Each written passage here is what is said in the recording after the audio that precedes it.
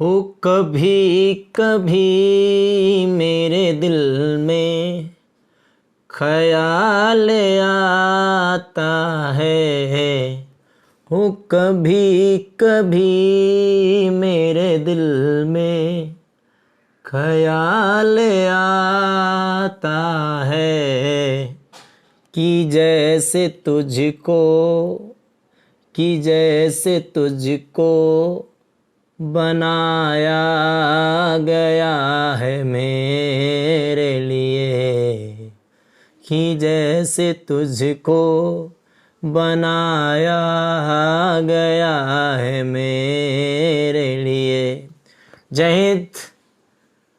आज कभी कभी मेरे दिल में ख्याल आता है कि जैसे तुझको बनाया गया है मेरे लिए।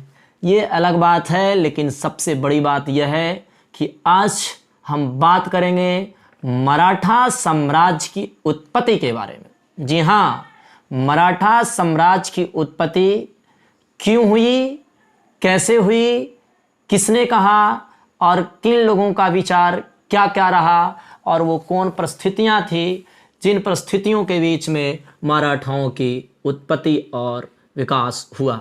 तो नो डाउट सबसे पहले आपसे यही अनुरोध है कि आप ज़्यादा से ज़्यादा इस चैनल को सब्सक्राइब करिए और मैक्सिमम शेयर करिए, लाइक करिए, बेल बटन को दबाना ना भूलिए।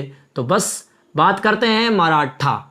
देखिए, मराठा साम्राज्य जो है वो दक्षिण भारत में जन्म लिया।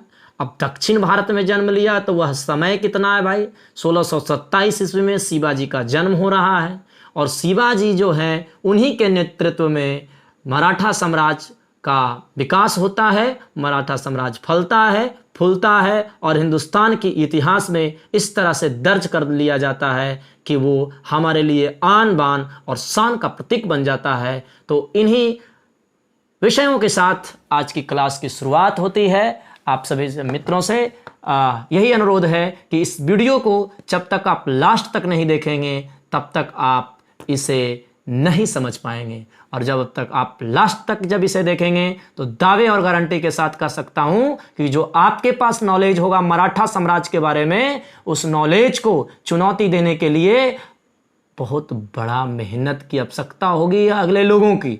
इसलिए टॉपर का पोस्ट हमेशा खाली होता है, चुनौती हम स्वीकार करते हैं आप सभी का, इसलिए क्योंकि हम आपको देने जा रहे हैं एक बहुत ही अमूल्य धरोहर जिसका नाम है मराठा साम्राज्य। चलिए देखिए, मराठा साम्राज्य के जन्म के पीछे कुछ कारण है। पहला कारण भौगोलिक कारण।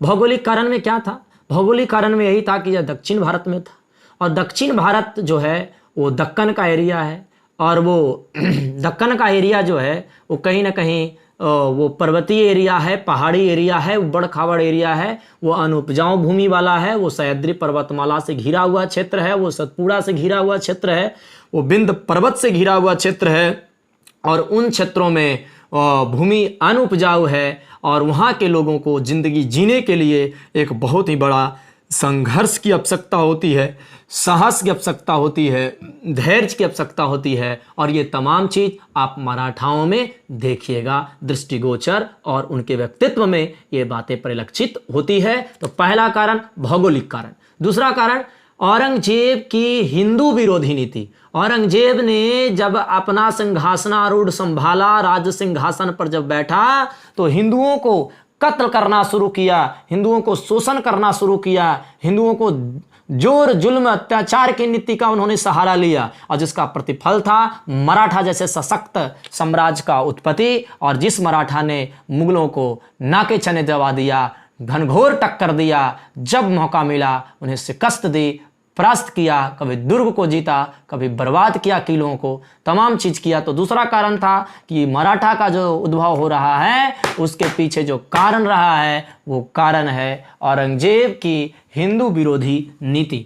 तो औरंगजेब की हिंदू विरोधी नीति के बाद आप देखेंगे तीसरा जो है वो भक्ति आंदोलन, क्योंकि आप महाराष्ट्र में देख रहे हैं ज्ञानदेव के नेतृत्व में, नामदेव के नेतृत्व में, एकनाथ के नेतृत्व में तुकाराम के नेतृत्व में ये जो महाराष्ट्र के 4 संत जो आपको बताए गए, इन संतों ने महाराष्ट्र में एकता और अखंडता की जो नींव रखी, धार्मिक सहिष्णुता की जो नींव रखी, इस एकता ने मराठाओं को एक शक्ति दिया और इस एकता के सहारे उसने राजनीतिक शक्ति प्राप्त करने की उद्देश्य जाहिर की और इससे मराठा का उत्पत्ति और विकास हुआ। और एक और पॉइंट जो वो है हिंदू जागरण। लोगों में आ गया कि नहीं, हिंदू मुसलमानों से पीछे क्यों रहेगा, हम किसी भी लाइन में पीछे उनसे नहीं हैं, हम कांटे की टक्कर देंगे, हम आगे बढ़ करके उनसे मुकाबला करेंगे, हम लड़ेंगे और लड़ते हुए या तो मारे जाएंगे या पूरे क्षितिज पर हम छा जाएंगे। तो इन कारणों से मराठाओं की उत्पत्ति और विकास हुआ।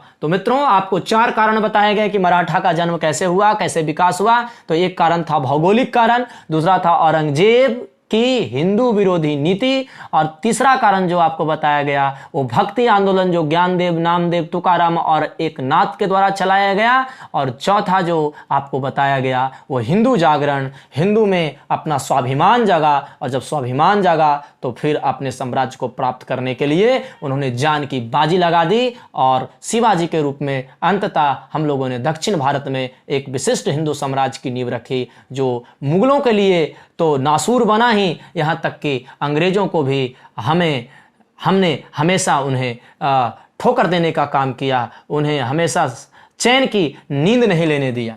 इसी बीच में आप देखेंगे कि मराठाओं के बीच में कुछ पुस्तकें लिखी गई है। उन पुस्तकों के बारे में अगर हम आपको बताएं तो पहला एक पुस्तक है जिसका नाम है history of Maratha. History of Maratha के लेखक जेम्स ग्रांट डफ, हिस्ट्री ऑफ मराठा के लेखक जेम्स ग्रांट डफ थे।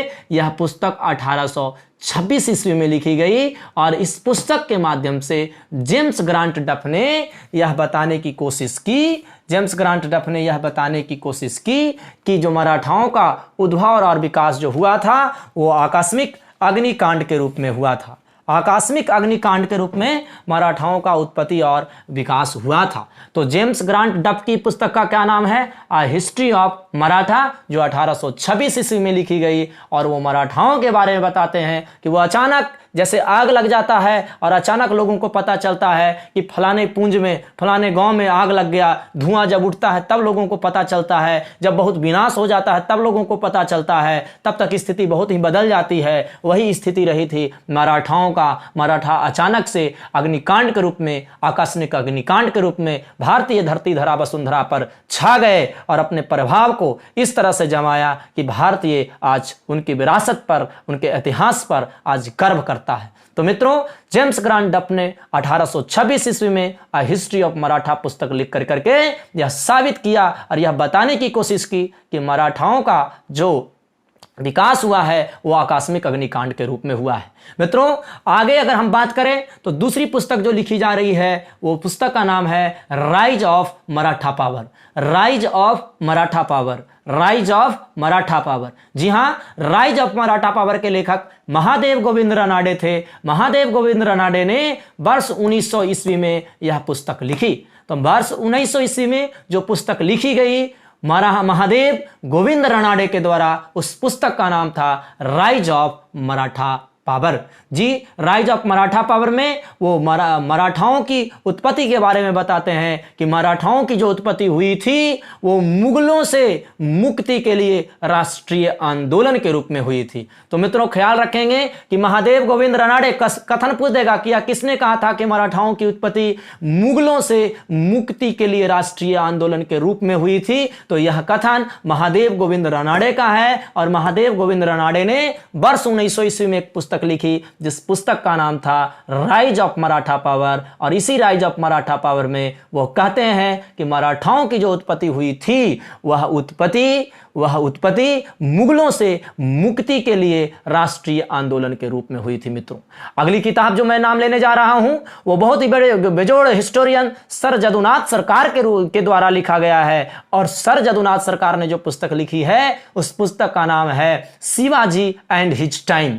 Shivaji and his time, Shivaji and his time के लेखक सर जदुनाथ सरकार हैं। और यह पुस्तक वर्ष 1919 ईस्वी में लिखी गई है, वर्ष 1919 ईस्वी में लिखी गई है। और इस पुस्तक में सर जदुनाथ सरकार इस बात की वकालत करते हुए नजर आते हैं कि मराठाओं की जो उत्पत्ति हुई थी वो औरंगजेब की हिंदू विरोधी नीतियों के कारण हुई थी। औरंगजेब की हिंदू विरोधी नीतियों ने, औरंगजेब की हिंदुओं के प्रति अत्याचार ने मराठाओं को जन्म दिया, इस बात का समर्थन करते हैं सर जदुनाथ सरकार। लेकिन वहीं पर कहा जाता है सतीश चंद्रा जो एक बड़े हिस्टोरियन हुए, सतीश चंद्रा ने इस बात को काउंटर किया है और कहा है कि नहीं, मुगलों से धार्मिक कोई कट्टरपंथी नहीं था, धार्मिक टकराव नहीं था, क्योंकि जिस समय शिवाजी का जन्म हो रहा है 1627 ईस्वी में हो रहा है, और उस समय 1627 ईस्वी में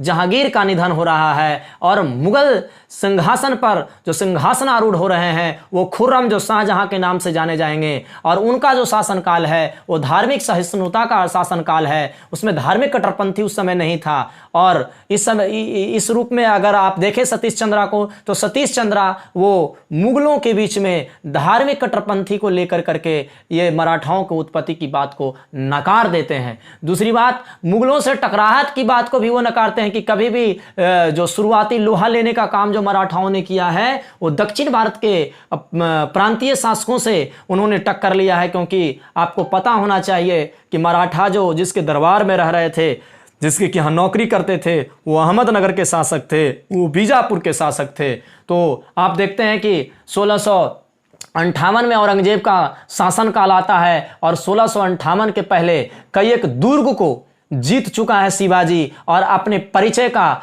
परचम लहरा दिया है। उस समय तक शिवाजी परिचय के मोहताज नहीं थे। तो कैसे आप कह सकते हैं सर जदुनाथ सरकार महोदय कि औरंगजेब की हिंदू विरोधी नीतियों का प्रतिफल था शिवाजी का उत्पत्ति और मराठाओं का विकास और उद्भव? तो ये सतीश चंद्रा काउंटर कर रहे हैं। सतीश चंद्रा कहना चाह रहे हैं कि नहीं, यह हिंदू मुसलमान के झगड़े का प्रतिफल नहीं है, हिंदू विरोधी नीतियों का प्रतिफल नहीं है मराठा साम्राज्य जो है वो उस समय दक्षिण भारत में एक कमजोर शक्ति आ गई है। मुगल साम्राज्य अकबर के मृत्यु के बाद ही दक्षिण भारत में कमजोर पड़ गया था, और मौके का फायदा उठा करके मराठा साम्राज्य जो है वो अपना विकास कर लेता है। यहां तक कि आप सतीश चंद्रा इस बात को कहते हुए नजर आते हैं कि जिस बात को राग अलाप रहे हैं कुछ हिस्टोरियन की, वो औरंगजेब या मुसलमानों के हिंदू विरोधी नीतियों का प्रतिफल था मराठा,